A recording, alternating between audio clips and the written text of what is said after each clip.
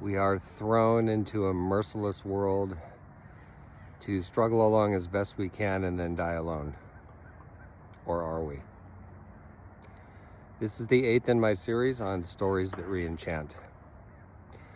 I think of it as the tragic hero worldview.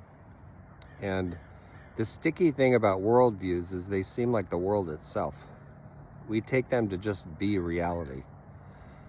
So a lot of us grow up with this idea that meaning, what meaning we can find, importance, all of it centers on us as individuals. And we do interact with key people, but it's basically all up to us. And it's a lonely posture. You know, the idea that things that happen outside us are random, basically, or chaotic, one or the other. The universe, the planet, things that we interact with have nothing to say to us because how could they? They don't have brains or nervous systems. So it's a rather lonely stance. And one strange thing about it is it's historically anomalous. It's actually very late. All of us come from ancestors who held the world as alive and speaking, in its own way, of course. But this thing that we have, this sense that we have that there are other voices in the conversation, all children have it until it gets stamped out of them.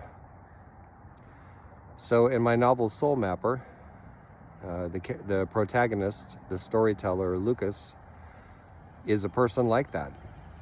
We might say he's an existentialist in the old sense of, I assign all the meanings, everything's up to me, I make myself my own center of existence and so forth. He's like that at first, but then he starts having encounters that begin cracking open his heart and imagination. And so at one point, fairly early in the story, he sits with his back to a pine tree and falls asleep.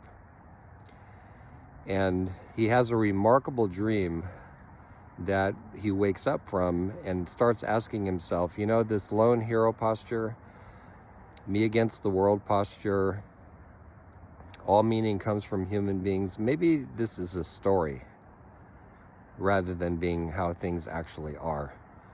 Maybe there's a whole set of nonverbal, symbolic, powerful conversations going on all around us that we've lost the ability to listen to.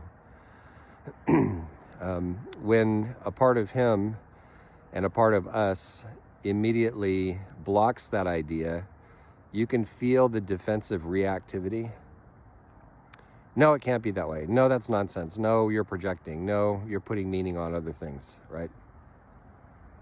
But what if we're not? What if we're actually in a much larger conversation than we think?